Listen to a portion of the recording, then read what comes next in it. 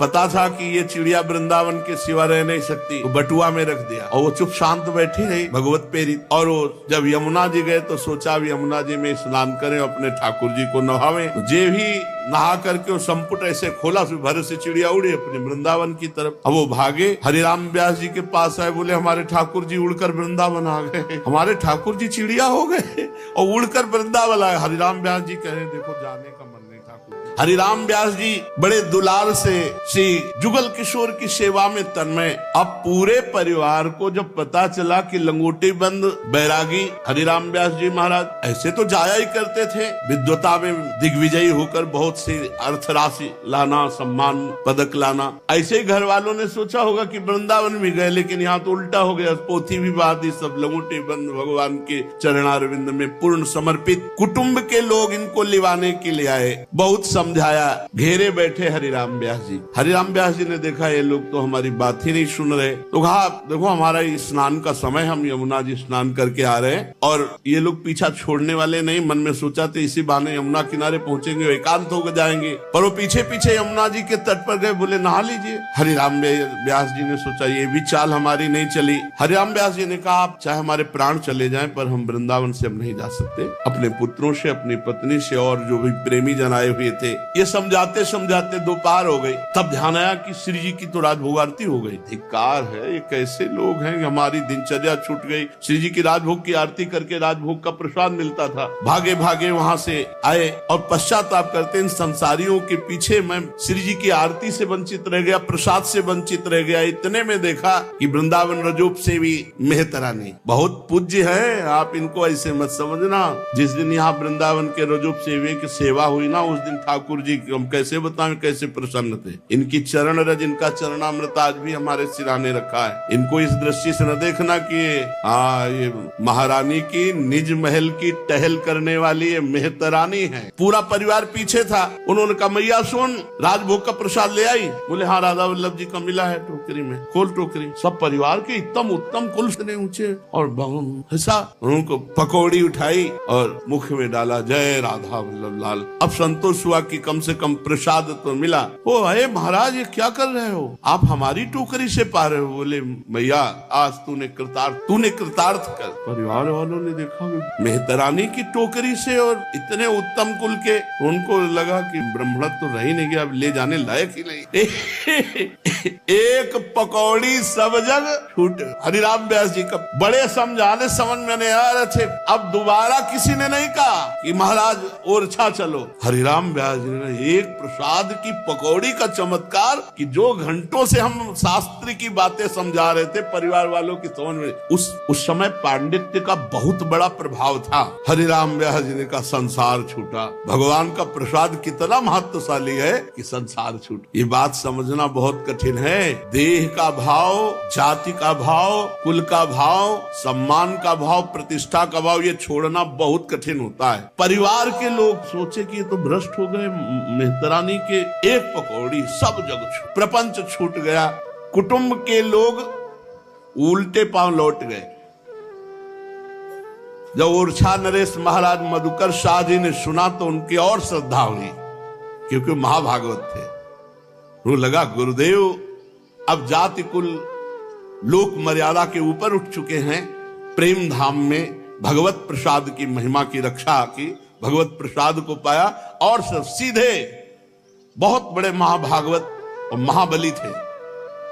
मधुकर शाह जी वृंदावन आए, हरिराम व्यास जी से बहुत प्रार्थना की। हरिराम व्यास जी ने कहा वृंदावन हमारा जीवन प्राण है, हम इसे छोड़ नहीं सकते।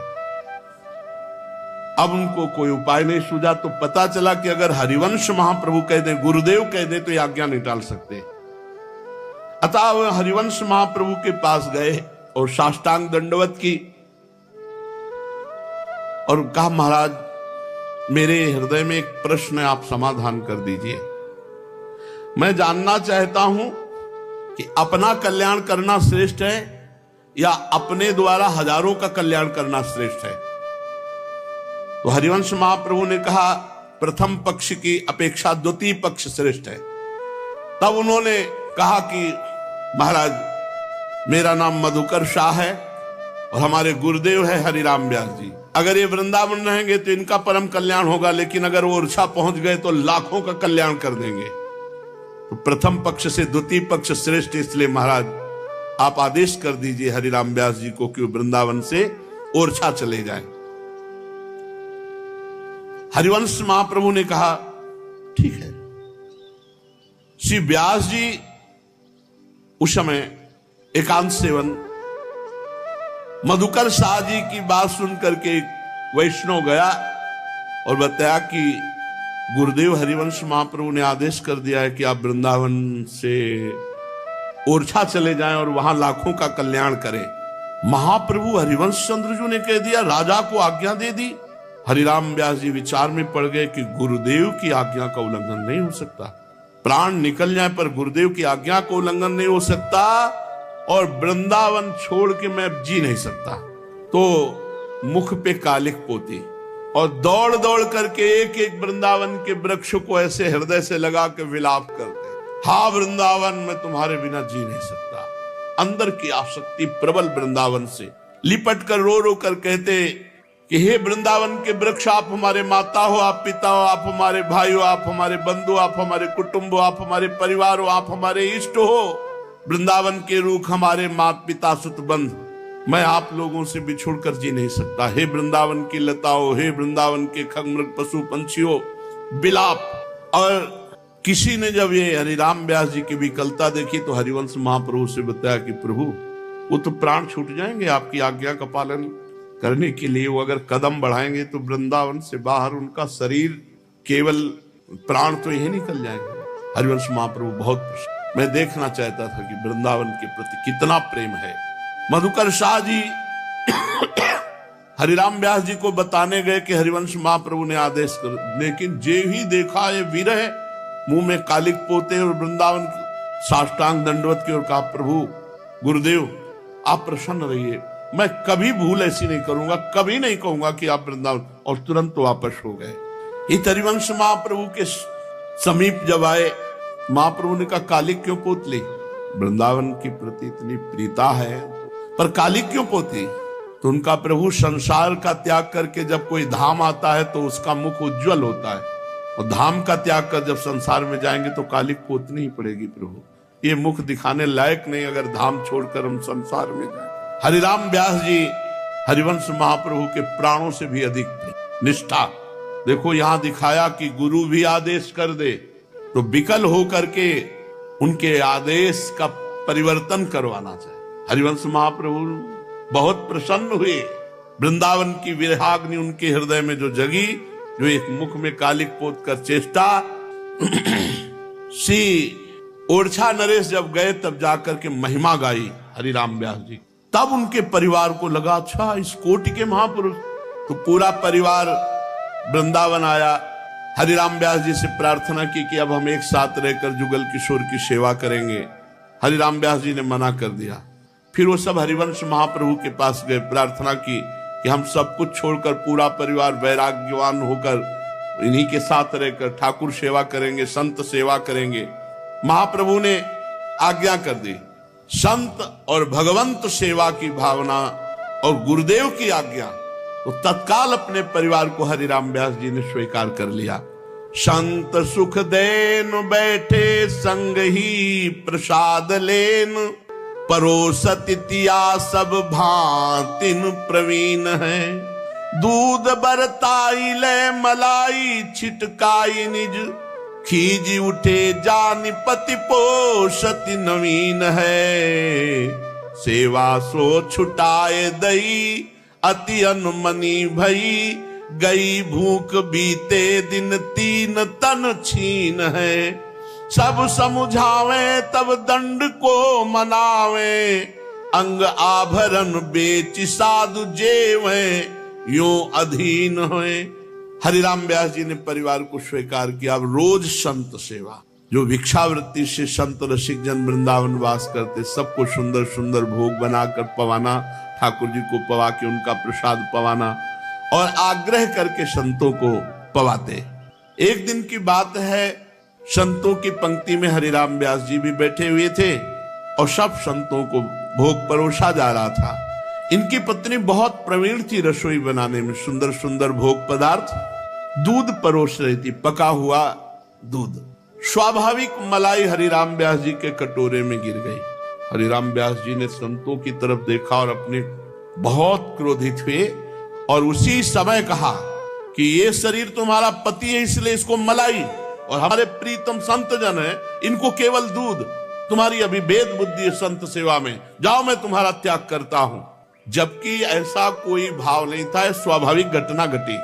स्वाभाविक ऐसे परोसते हुए मलाई उनके उसमें चली गई, बिल्कुल ऐसा भाव नहीं था। अब तो संतों के सामने डांट लगा दी और सेवा से निष्कासित कर दिया, अलग कर दिया। अब बहुत उदास और बहुत खिन्न हो गई, न जल पिया न भोजन पाया। जब 3 दिन व्यतीत हुए, शरीर अत्यंत क्षीण होने लगा, तो संतों ने बताया, हरिराम व्यास जी से प्रार्थना की कि बिल्कुल कोई ऐसा इनका भाव नहीं, हम देखते हैं समान भाव से संतों के प्रति इनका भाव है। तो उन्होंने कहा बिना दंड के, बिना प्रायश्चित के हम सेवा में नहीं लेंगे। तो संतों ने कहा क्या दंड? उनका जितने सुहाग के आभूषण हैं सब आभूषण बेच करके भंडारा करे, संतों को पवावे, तब हम इनको सेवा में लेंगे। उस समय 20,000 रुपए के आभूषण बिके थे। हरिराम व्यास जी की पत्नी ने अपने समस्त सुहाग के आभूषण बेच करके संतों को भोग पवाया। हरिराम व्यास जी ने कहा, विनती सुनिए वैष्णव दासी, जा शरीर में बसत निरंतर नरक व्याधि पित्त खासी। इसमें क्या इसको पति मानना चाहिए? शरीर को तुम वैष्णव की सेवा करते हो, ये कभी भाव ना आने पावे कि अपने पति को अच्छा पदार्थ और वैष्णव जनों को, इससे बहुत बड़ी हानि होती। वैसे भी पंक्ति में जब बैठाल दिया जाए तो कभी भेद करके परोसना नहीं चाहिए, एक समान सबको परोसना चाहिए। अगर ऐसा हुआ कि पंक्ति में कुछ और चला और आप अलग और कुछ पाए अच्छे पदार्थ, वो अच्छे पदार्थ आपकी बुद्धि को भजन रहित कर देंगे। जो पंक्ति में चले वही पाओ। अगर पंक्ति के विलग कुछ, तो फिर वो इस शरीर का राग त्याग करके भगवत अनुराग करना चाहिए। हरिराम व्यास जी की बेटी थी, रत्नाबाई नाम था। सुता को विवाह भयो बड़ो उत्साह कियो, नाना पकवान सबनी के बनी आए हैं। भक्तन की सुधि करी खरी अरबरी मति, भावना करत भोग सुखद लगाए हैं। आए गए साधु सो बुलाए, कहीं पावे जाए, पोटन बंधाए चाहे कुंजन पठाए हैं। बंसी पहिराई दुज भक्ति ले दृढ़ाई, संत संपुट में चिरैया दे हित सो बसाए हैं। बेटी के ब्याह में बारात आती है, बहुत से बाराती आते हैं, बड़े पकवान बनाए गए सब, जैसे राजा महाराजा के यहाँ स्वागत होता है। जिनके सेवक है मधुकर शाह, उनकी बेटी का ब्याह, तो हरिराम व्यास जी ने सोचा है सब संसारी आदमी खाएंगे, इतने सुंदर सुंदर पदार्थ हैं, वृंदावन के संत पावे जो नाम जप करते हैं। तो हमारे यहाँ संतों में कुतवाल संत होते हैं, आप केवल उनको पकड़ लीजिए, उनको सूचना दे दीजिए, पूरे वृंदावन में सूचना फैला देंगे। वो पूरी तुरंत अमनिया बट रहा है, तुरंत हरिराम व्यास जी क्या, अरे तो सौभाग्य है, हरिराम व्यास जी अपने हाथ से अमनिया दे रहे हैं। वैष्णव जनों की भीड़ लग गई, खूब बांध बांध के बड़े बड़े पोटरे, और सब ले जा। देखो ये नहीं कि मेरी बेटी का ब्याह है, बारात में लोग आए हैं तो बेइज्जती हो जाएगी अगर, तो ये समझो जब संतों को दिया जाता है तो उससे डबल वहां तत्काल उपस्थित होता है।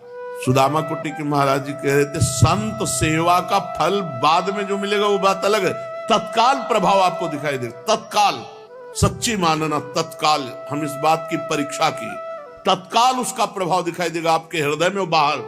हम कहते हैं सही धनी बनना है ना, तो संत सेवा शुरू कर, कोई एक संत को, पर नियम न टूटने पावे और दैन्य होके, फिर आप देख लो तो सही धनी कौन होता है जानते हो? दंपति संपत्ति पाई है, प्रिया प्रीतम की प्राप्ति हो जाए।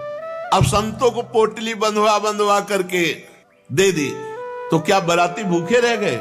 नहीं, अन्न जितना बांटा उससे ज्यादा वहां जमा हो गए। ठाकुर जुगल किशोर के लाडलियों को पवा रहे हैं, तो ठाकुर जुगल किशोर व्यवस्था भंग होने देंगे? एक बार उड़िया बाबा जी के यहाँ लगभग 1000 आदमी का भोजन बना। 400-500 थे, 400-500 और हो जाएंगे। जब ये पता चला कि उड़िया बाबा के यहाँ हो रहा है, वहां कई हजार लोग। उड़िया बाबा से कहा कि बाबा 1000 की व्यवस्था, कई हजार तो आ चुके। तो बाबा गए, ऊपर का अपना अचला उठाया और ऐसे कहा इसके अंदर बस एक आदमी रहना और ये तू लौट कर मत देखना, केवल देते रहना।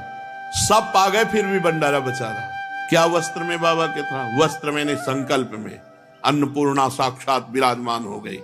ऐसे साक्षात अन्नपूर्णा हरे राम व्यास जी के इसमें हमने कई महापुरुषों के ये प्रभाव देखे, कई प्रभाव।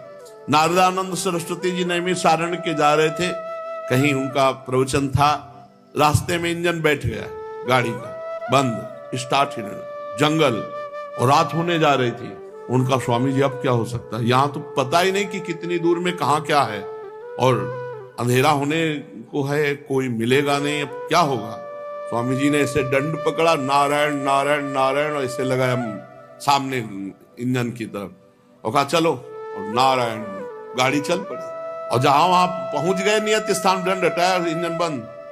सामर्थ्य भजन की एक ये सिद्धि नहीं है, ये अलौकिक संकल्प सामर्थ्य है, अलौकिक हरिराम व्यास जी ने जितना बांटा उससे दूना उनके भंडारे में आ गया। एक बार कोई प्रियजन सुंदर सोने की बंसी लाया ठाकुर जी के लिए।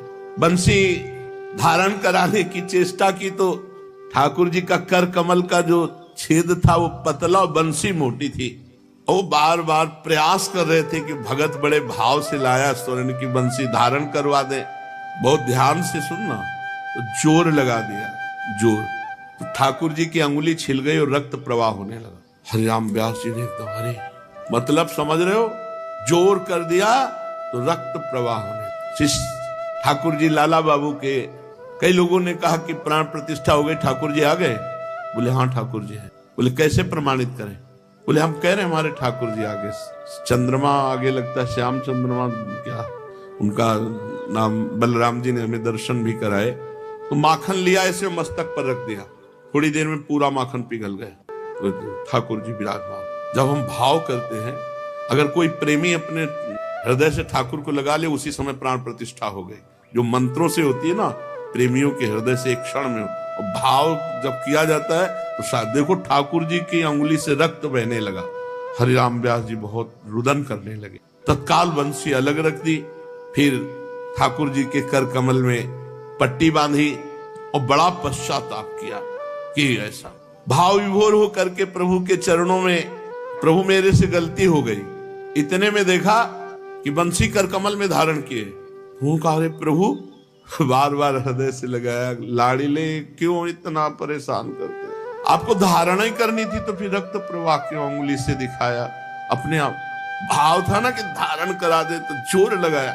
ठाकुर जी साक्षात है। एक दिन पाग बांध रहे थे, बड़ा प्रयास किया, पाग सरक जाती, उब गए, रखी एकांत में जाकर लौट के आए तो अच्छी सी पाग बनी। तो उनका हाँ, जब इतनी अच्छी बांध लेते हो तो फिर हमसे क्यों बंधवाते हो? ठाकुर जी बड़ी लीला करते। ओरछा निवासी एक ब्राह्मण सिपाही उसी हरिराम व्यास जी की कथा सुनी तो उनके मन में दर्शन की इच्छा हुई, वृंदावन आया।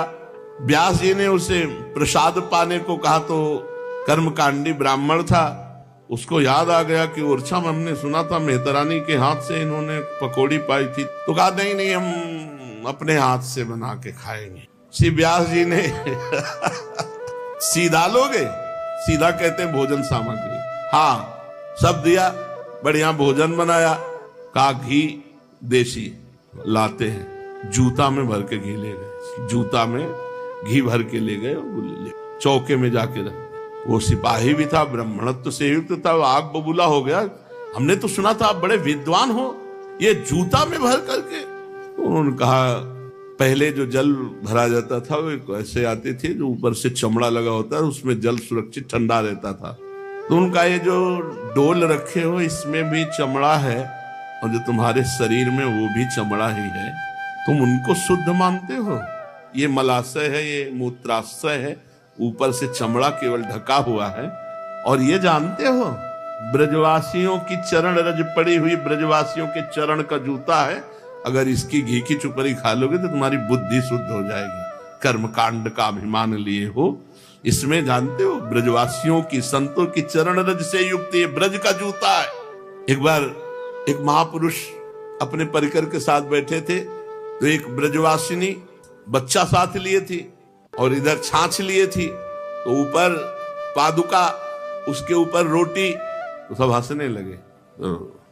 तो ऐसे देखा हंसे, उन्होंने कहा कि जूता चप्पल के ऊपर रोटी कैसे ब्रजवासी जन, तुझे साधारण चप्पल जूता नजर आते हैं?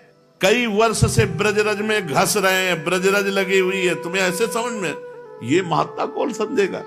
श्री ब्रजरज और संत रज, भक्त रज इसमें मिली हुई है। अरे आंखें खोल कर्मकांडी जाति अभिमानी, तू अपने, जब हरिराम व्यास जी ने उपदेश किया तो चरणों में गिर गया। एक होता है साधारण उपदेश करना, एक होता है अपने अध्यात्म से जब, तो सामने वाले का परिवर्तन होता ही है। व्यास जी की कृपा से वो भी जाति अभिमान से मुक्त होकर भक्त बना। एक संत तीर्थ यात्रा करते हुए वृंदावन आए, हरिराम व्यास जी के पास रुके। वो बहुत सुंदर कीर्तन और पद गायन करते थे। हरिराम व्यास जी को बड़ा सुख मिलने लगा, खूब खवाते पिलाते आराम से। और जब वो संध्या काल में बैठते, संत भगवान जो आगंतुक थे, इतना सुंदर शैली पद गाने की, नाम कीर्तन की, कि हरिराम व्यास जी झूम उठते। रोज वो संत अब आज्ञा मांगते कि अच्छा आज जाने दो, आज रुक जाओ, आज हमारे ठाकुर जी का ये उत्सव, आज ये उत्सव। बहाने से रोज रोकते, क्योंकि वो घंटों पद सुनाते श्री जी के और नाम कीर्तन करते। आज अच्छा बस अमावस्या कल है, अमावस्या कल लो, फिर आप चले, बस अब तो अमुक तिथि है, अमुक तिथि, आज तो जुगल किशोर का ये उत्सव। ऐसे करते हुए वर्ष व्यतीत हो गया, साल। संत जी ने कहा आप तुम्हारी बात नहीं मानेंगे, अब हम जाएंगे। बड़ा दुख हुआ हरिराम व्यास जी को। रोज पद सुनाते, रोज नाम कीर्तन सुनाते। अब संत जी ने निश्चय कर लिया हमारे ठाकुर जी दे दो। तो जुगल किशोर जहां विराजमान थे, वहीं शालिग्राम विराजमान उनके ठाकुर जी। व्यास जी के संत और आवे, हमारे पास रुके, पद सुनावे। इस लोभ से कहा अच्छा ठाकुर जी को नहला धुलाकर भोग लगाकर फिर आपको देते हैं। पर्दा कर दिया। श्री हरिराम व्यास जी जो सेवा कुंज के बगल में कुंज है, वहां गए तो एक चिड़िया को, वहां बहुत सी दाना पड़ता, चिड़िया आती, वृंदावन के बड़े प्यारे पक्षी, और पता था कि ये चिड़िया वृंदावन के सिवा रह नहीं सकती, तो बटुआ में रख दिया और वो चुप शांत बैठी रही, भगवत प्रेरित। कहा आपके ठाकुर जी हैं। हरिराम व्यास जी से राधे राधे हुई, और वो जब यमुना जी गए तो सोचा भी यमुना जी में स्नान करें, अपने ठाकुर जी को नहावें। तो जे भी नहा करके वो संपुट ऐसे खोला, फिर भर से चिड़िया उड़ी अपने वृंदावन की तरफ। अब वो भागे, हरिराम व्यास जी के पास आए, बोले हमारे ठाकुर जी उड़कर वृंदावन आ गए, हमारे ठाकुर जी चिड़िया हो गए और उड़कर वृंदावन आए। हरिराम व्यास जी कह रहे देखो जाने का मन नहीं ठाकुर जी का, वो देखो जुगल किशोर के पास विराजमान हो गए। हमने यही सोचा कि कैसे आ गए, तो आके देखो शालिग्राम के रूप में। उन्होंने देखा, हाँ बोले यही तो हमारे ठाकुर। बोले यही तो है, उनकी इच्छा नहीं कि तुम वृंदावन से जाओ, चिड़िया बनकर के तुम्हारे पास से उड़ करके देखो हमारे पास आ गए। तो उनको लगा पक्की बात है। तो हरिराम व्यास जी के पास इतने संत प्रेमी, खूब नाम कीर्तन, खूब पद कीर्तन। एक बार शरद पूर्णिमा की रात्रि में प्रिया प्रीतम का रास हो रहा था, महान आनंद का प्रवाह उमड़ा। नृत्य के प्रसंग में प्रिया जो सुधंग गति नृत्य, सुधंग नाचत नवल किशोरी, थे कहत चहत प्रीतम दिश बदन चंद्र मनु त्रसित चकोरी, तान बंधान मान में नागरी। स्वामी जी ताथे ऐसा सुधंग नृत्य मानो बिजली सी एकदम। हम आपको सच्ची बताएं, जिस समय मयूर मुकुट और चंद्रिका धारण करते हैं, उस समय भगवान का आवेश होता, साक्षात भगवान पधारते हैं। ये बड़े बड़े सिद्ध महापुरुषों की बातें हैं। तो बिजली से चमक गए प्रियाजू, और प्रियाजू के श्री चरणों का नूपुर टूट गया और बिखर गया। हरिराम व्यास जी ने तत्काल नूपुर बिने और अपना यज्ञोपवीत तोड़ दिया। साधारण बात है, महामहिमा में यज्ञोपवीत, और उसे तोड़ करके नूपुर में गुह करके श्री चरणों में बांध दिया जी। और इतनी शीघ्रता की कि नृत्य के उसमें कोई बाधा भी नहीं पड़ी। इस सब के मन को भाया। उस भरी सभा में हरिराम व्यास जी ने कहा, जन्म भर ढोया था यज्ञोपवीत, आज काम आ गया, आज काम आ गया। श्री प्रियाजू की सेवा में आ गया।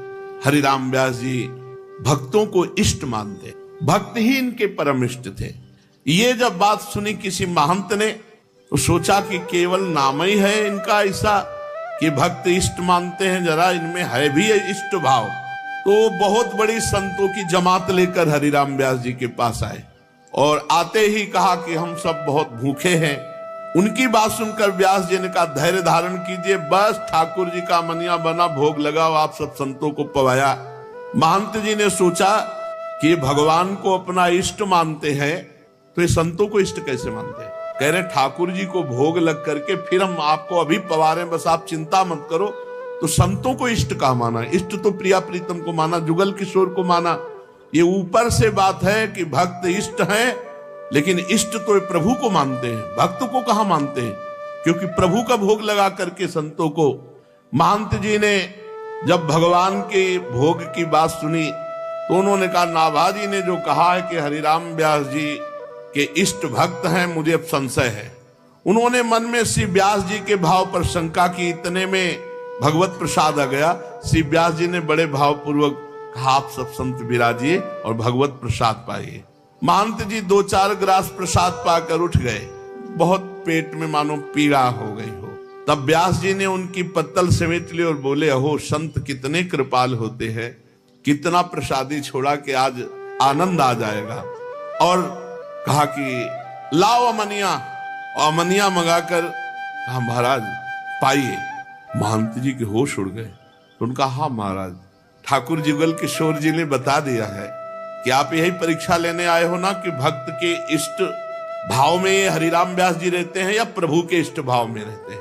तो भक्तों को सदैव भगवान का प्रसाद प्रिय होता है, इस भाव से उनको भोग लगाते नहीं, हमारे इष्ट भक्त ही हैं, आप अमनिया पाइए।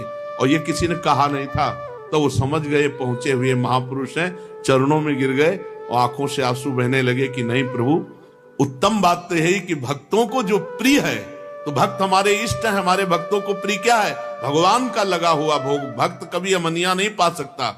श्री हरिराम व्यास जी के 3 पुत्र थे। अपने पुत्रों में अपनी संपत्ति का बंटवारा नितांत ही नवीन ढंग से किया। एक हिस्से में ठाकुर जी की सेवा पूजा रखी, दूसरे हिस्से में द्रव्य आभूषण, तीसरे हिस्से में श्याम बंदनी छाप रखी और कहा स्वीकार करो, इनमें से स्वेच्छानुसार ले लो। बंटवारे का अद्भुत ढंग देखकर प्रथम तो पुत्रों को बड़ा सोच हुआ कि कौन क्या ले, फिर बाद में ज्येष्ठ पुत्र ने धन लिया, बड़े पुत्र ने, मंझले पुत्र ने ठाकुर जुगल किशोर की सेवा ली और तीसरे पुत्र श्री किशोर दास जी ने छाप, श्याम बंदनी, ललाट पर तिलक और गले में माला। श्री हरिराम व्यास जी ने किशोर दास जी को कहा कि स्वामी जी के चरणों का आश्रय लो। श्री स्वामी हरिदास जी ने किशोर दास जी को छाप दिया, अपना शिष्य बनाया। एक दिन स्वामी जी के आदेश से किशोर दास जी कुछ रात रहते यमुना जल लेने गए तो वहां उन्होंने यमुना पुलिन पर श्री प्रिया प्रीतम का दिव्य रास देखा। ये दिव्य धाम है, यहाँ कभी भी घटना घट सकती है, यदि सही ढंग से चलोगे तो कोई न कोई लीला स्फुरित होने लगे, बहुत महिमामय धाम है।